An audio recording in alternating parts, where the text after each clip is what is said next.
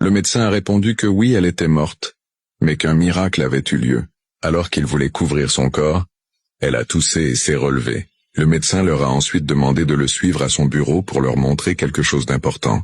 Ils ont alors regardé ensemble les images de la caméra. On voyait Père Frank entrer dans la chambre de sœur Tina, la saisir et la traîner. Il ne pouvait pas croire que c'était lui. Pourquoi voulait-il lui faire du mal? Il ne savait pas. Le médecin a suggéré d'aller parler à Tina pour comprendre ce qui se passait.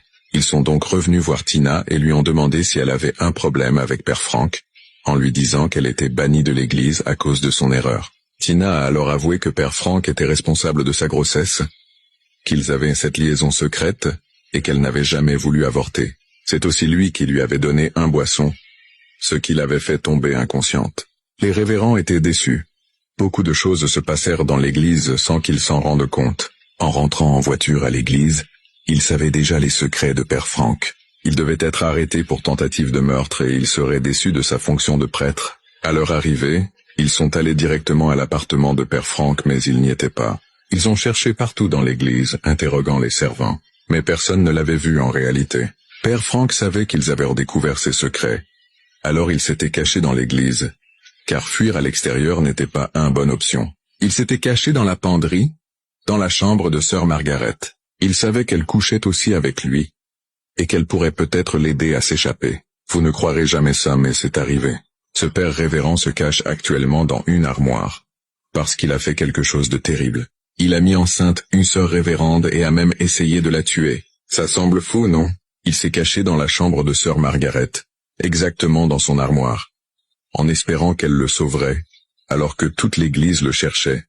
Pas seulement l'église, mais aussi la police. Il doit aller en prison pour ce qu'il a fait. C'est ce qu'on lui a dit un jour. Sœur Margaret entre dans sa chambre pour se changer. Elle ouvre l'armoire et là, bam. Elle voit le père Frank, elle reste figée, recule. L'église te cherche partout et toi tu te caches dans mon armoire. Baisse la voix. Rappelle to work as usual, mais en réalité elle va le dénoncer et confesser son propre péché. Je vais t'aider à t'échapper. Mais elle, Frank est content. Il croit qu'elle veut vraiment l'aider.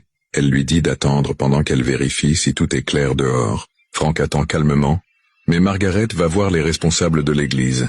Elle leur dit que Frank se cache dans son armoire. Frank se cache dans ton armoire, demande-t-il choqué. Oui, et j'ai aussi une confession à faire. J'ai couché avec Frank, aussi avec Tina. Je suis prête à accepter ma punition, dit-elle. 2 policiers arrivent vite et entrent dans la chambre de sœur Margaret.